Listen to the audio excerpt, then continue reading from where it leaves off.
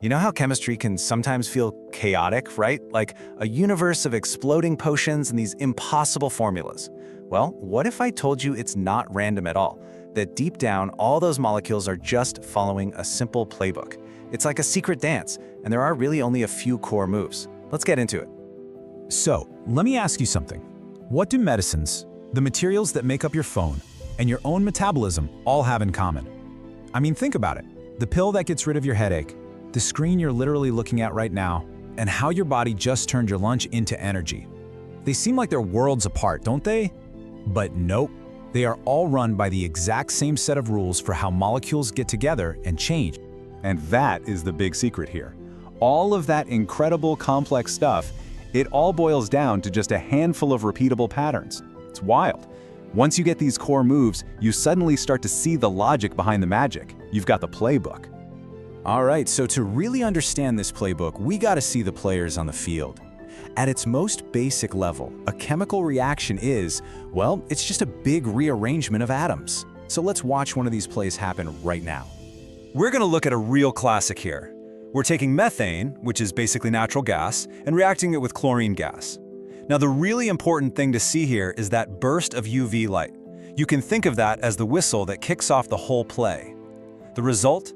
We just swap one of methane's hydrogens for a chlorine atom. Simple enough, right? But how? How does that swap actually happen? Okay, so the star player in this whole game is something called a free radical. Here's the deal. Electrons, they really like to be in pairs. It's just what they do. A free radical is an atom that's been stuck with one single, lonely, unpaired electron. That little lone dot you see there, it makes that atom super unstable and totally desperate to react with just about anything to find a partner for its electron. In this whole process, it's not just some chaotic mess. No way. It's actually a beautifully structured story, and chemists break it down into 3 really simple acts. Seriously, you can think of it just like a play. So first up, you've got initiation. That's where it all kicks off. Then you've got propagation, which is where the main story unfolds in a kind of chain reaction. And finally, you have termination. That's the end, where it all wraps up.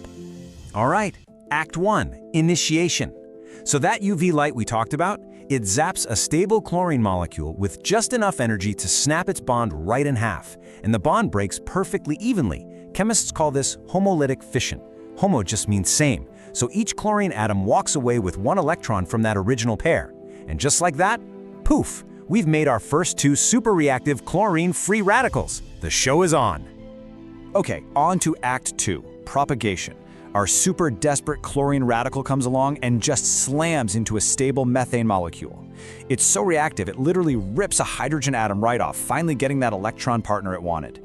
But, and this is the cool part, in doing so, it leaves the leftover piece of methane, now called a methyl group, with its own unpaired electron. See what happened? It just created a new free radical. And this is what a chain reaction is all about. The new methyl radical, it's now the aggressor. It goes and attacks a different, stable chlorine molecule. It grabs 1 chlorine atom, and that makes our final product. But look closely. This action kicks out another chlorine radical, and that new one is now free to go all the way back and start the process over again. This whole cycle can happen thousands, even millions of times, all from that one little spark of UV light. So finally, Act 3, termination. How does this whole crazy chain reaction ever stop? Well, eventually, 2 of these free radicals that are flying around are going to bump into each other instead of a stable molecule. And when they do, their lonely electrons team up, form a nice stable bond, and poof, they're both neutralized. The chain reaction is over. Okay, so what we just watched, step by step, was a free radical substitution. But here's what's so cool. That whole thing, it's just one of the 4 main moves in the entire playbook of organic chemistry. So let's zoom out now and look at the whole shebang. And here they are. You're looking at pretty much all of organic chemistry boiled down into these 4 categories. You've got substitution, which we just saw in action. You've got addition, where 2 molecules join up to become one bigger one. Then there's elimination, its exact opposite, where 1 molecule splits into 2. And last, rearrangement, where a molecule just kind of shuffles its own atoms around into a new shape. That's it, 4 moves. That's the foundation for, well, everything. Pretty wild, right? Okay, so we know the 4 main moves now. But what makes a reaction actually work?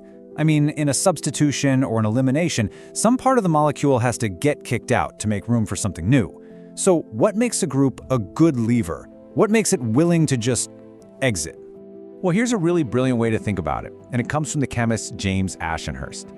He basically says, look, all of this is just a fancy version of the first thing we all learn in chemistry, acids and bases. It really simplifies everything. Just look at this side by side. On the left, you've got a simple acid-base reaction. The base grabs a proton from the acid and it leaves behind something called a conjugate base, right? Now look at the right. We've got our substitution reaction. We have a nucleophile, and don't let the name scare you, it's just a base that likes to attack carbon atoms instead of protons. It attacks our main molecule and kicks out a leaving group. Do you see the parallel here? The leaving group is doing the exact same job as the conjugate base over on the left. And this brings us to the key principle.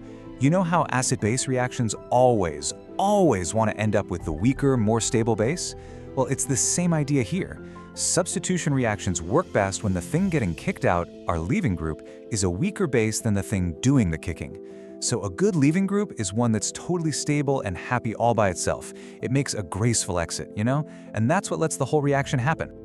Okay, let's take a step back. We've gone from one specific reaction to the 4 core moves of chemistry, all the way to the deep principle that makes them work. So let's bring it all home. Why does any of this matter? It matters because these few simple rules are the building blocks for, well, for everything. Infinite complexity just emerges from these basic principles. The 4 core moves, all driven by the quest for stability, that's how nature builds the incredible machinery of life, like DNA. And it's also how scientists in a lab can design brand new medicines and materials. They're basically choreographing this amazing molecular dance. It's a really empowering thought, isn't it? The huge world of chemistry, it's not random at all. It's a system, and it has rules.